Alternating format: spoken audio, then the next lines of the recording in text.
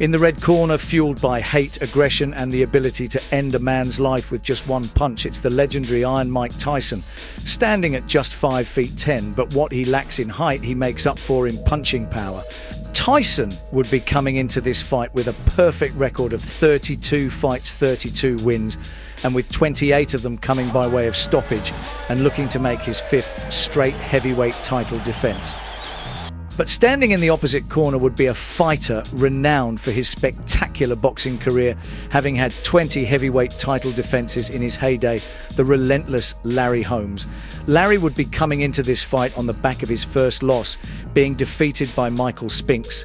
But oddly enough, there would be a third fighter in the ring that night, the greatest of all time, the one and only Muhammad Ali. This time not dishing out hands, but dishing out orders. The order of the night was to get him for me, an order directly made to Mike Tyson for no other reason than when Larry Holmes gave an aging Ali a one-sided pasting at the bitter end of his career.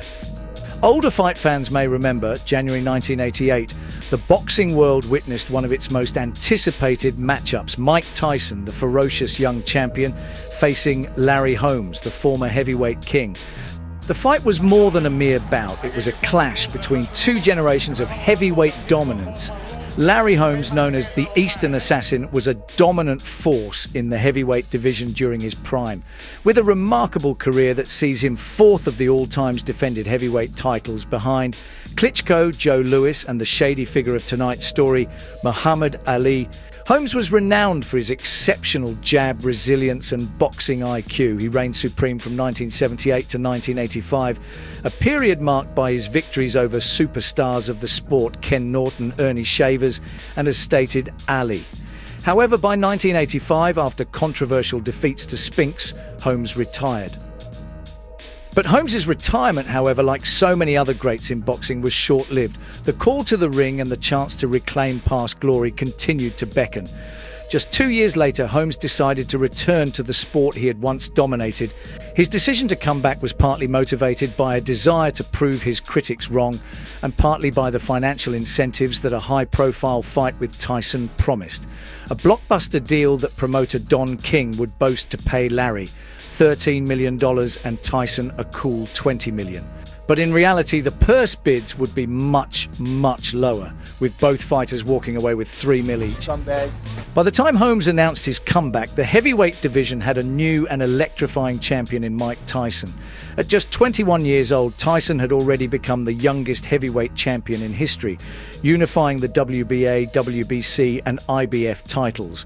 These 3 belts would unify the heavyweight championship at the time. The IBO belt, you may be thinking, did not come into existence until a year after the fight, leaving the boxing world with the dreaded 4-belt era as we still know it. Tyson's rise to the top was meteoric, characterized by his relentless aggression, devastating power, and remarkable defensive skills.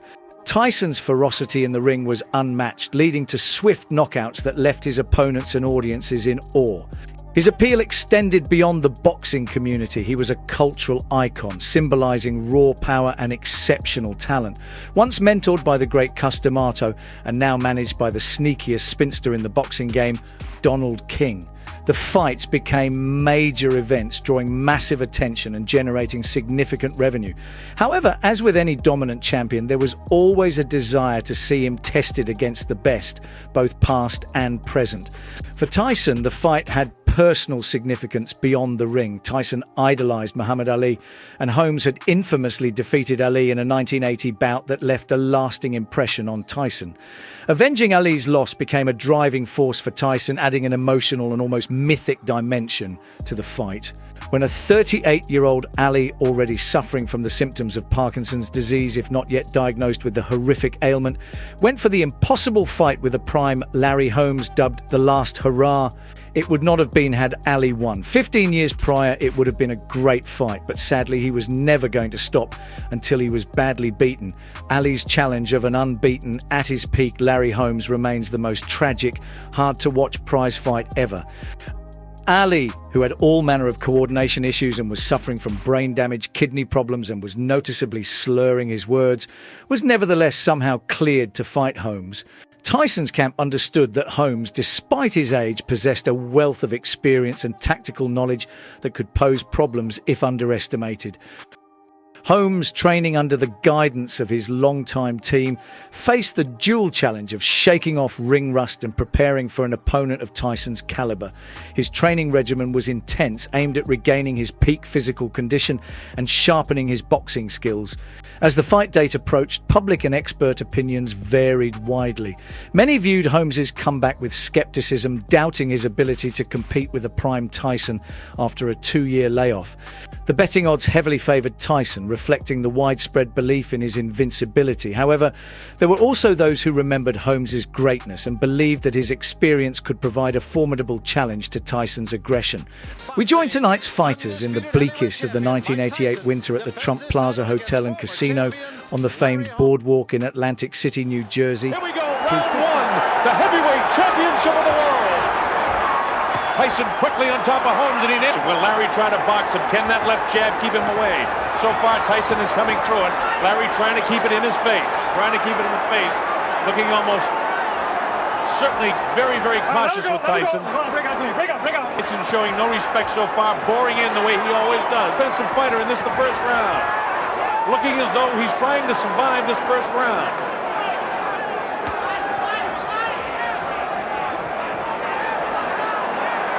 Of course, From the opening bell, Mike would come out with real aggression, looking to end the fight early. But Larry would have a different game plan than we have seen from him in the past, this time on the back foot and moving from the danger zone. Larry and fans alike would ask, how long can he keep it up? The third man in the ring, the referee. Not a flush.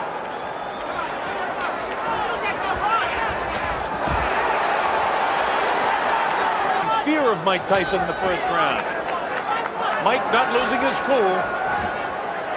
All the tricks of the trade. Knows exactly how to tie him up when he gets inside. He's not going to let Mike Tyson to get loose once you hang on to him, because he's vicious with his uppercuts, left and right. Tyson just showing no fear of Holmes. Larry finally goes on offense at the closing bell. It's Tyson. This is round 2. Unit heavyweight championship of the world at stake. Mike Tyson attacks Larry Holmes. Tyson is attacking Holmes the same way he has on every other opponent he's react to it. The way he's backing up, he's got to do something a little bit more. At time they traded blows. Larry with a sneaky right hand. More of the same from the second round. Tyson with his bat out of hell style, looking to put the moves on Holmes. But the 38-year-old ex-champion would put his defensive skill to good use, moving well and throwing the feeder jab, looking to gauge the distance. Larry just missed. Larry got tagged that time, but he's all right. In the face, but the old Larry Holmes would have been snapping the left hand off. Instead, Larry's just holding it out, trying to keep Tyson off him. Again, Tyson tries to put the pressure on Larry. Larry knows how to time. Hasn't really opened up yet offensively. He's done a pretty good job defensively, but nonetheless, just based on aggressive. Is Tyson boring in? Look at the look on Larry's face. He looks almost in total fear as we get into the middle and late rounds. All right, this is round number 3. Tyson runs from his stool, attacks Holmes. He's going to keep the pressure on him constantly. He's in better shape than most people believe he can get his body in. But he's got to start mounting some offense. In the first couple of rounds, Holmes had difficulty keeping up with the younger, faster and stronger Tyson, like many of the fighters who challenged Tyson in the past. But Holmes in the third round would have a bit more about him, throwing more punches and finding that distance.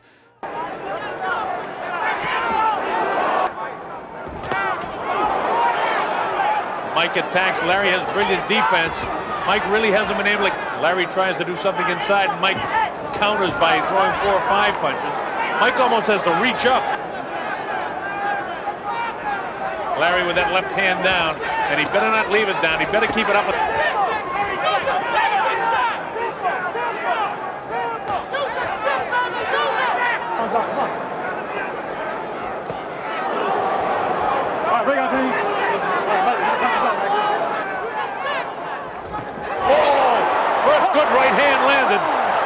3 rounds.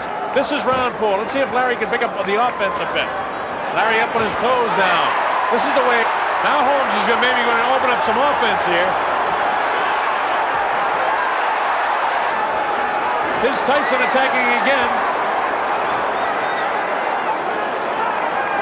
Larry look on his face now than he had in the first round. Left hook. Tyson bores in, no damage done here at all.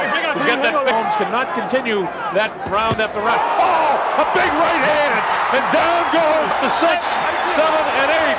Now he's definitely hurt. His legs are gone, and in comes Mike. There was a big right hand. Larry's nailed again. It's up to 4 and 5. His eyes are clear. 7. How do you feel? It's up to 7 and 8. Knows he has him in trouble. It's just a matter of time. Larry will not survive this round. He's trying desperately. That was able to do it against Ronaldo Spinks. He goes with a big right hand. Feet showing tremendous heart. Nailed. Here it comes. The left will come inside. There's the left. There's the right. Larry's ready to go again. On. Nail with the right hand. The left hand. He's going to hang on. Or they'll stop the fight. Down he goes. Larry's hurt. It was a vicious right hand. It came right hand. Ends the career of the former champion of the world. Jersey. Through 50 previous fights, Holmes had been knocked off his feet on occasion, but this marked the first time that he was knocked out. Tonight he fought as if he were aware of his vulnerability. In the first 2 rounds he concentrated on defence, holding Tyson off with an outstretched arm, or drawing him into a clinch when Tyson charged forward. But not even the greatest of fighters could contain a 21-year-old Mike Tyson for long. The 4th round would prove who was the better man on the night. Mike Tyson versus Larry Holmes fight was a masterclass in boxing promotion and a captivating chapter in the sport's history. It brought together a young, dominant champion and a legendary veteran in a bout that transcended the confines of the ring. The 1980s were rich in boxing gold, but it wouldn't be over for the aging champion. Larry Holmes would go on to have one of the greatest comebacks in the history of the sport. Fighting on after the Tyson fight for another 14 years at the top end of the game, challenging for titles and seeing out his last fight against the much-loved and fan favourite Butterbean. And as always, we leave you with one question. Ask yourself this: are you an old-school boxing fan? If so, give that subscribe button a stiff jab. I've been Frank Monroe here at Below the Belt Boxing. Take care.